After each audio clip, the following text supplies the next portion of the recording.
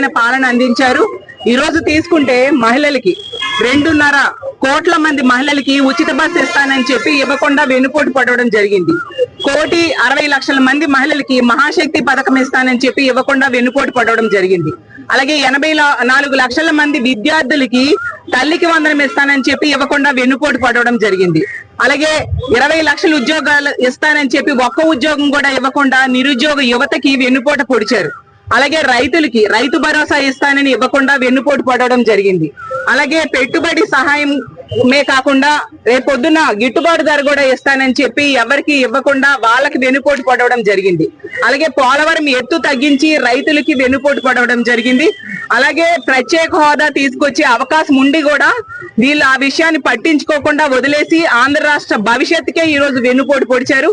ఈ విధంగా అన్ని రకాలుగా ఆంధ్ర రాష్ట్రంలో ఉన్న ప్రజలందరికీ వెన్నుపోటు పడడంతో ప్రజల్లో తీవ్రమైన వ్యతిరేకత ప్రారంభమైంది. ఈ కూటమికి ఓట్లేసిన ప్రజలందరూ కూడా ఈ రోజు బాధపడుతూ ఉన్నారు. గుడిలో ఉన్న దేవుడిని వేలేసి మళ్ళీ దేవుడు కావాలని మొక్కుకున్న పరిస్థితి అయిపోయింది మాదని ఈ రోజు బాధపడుతూ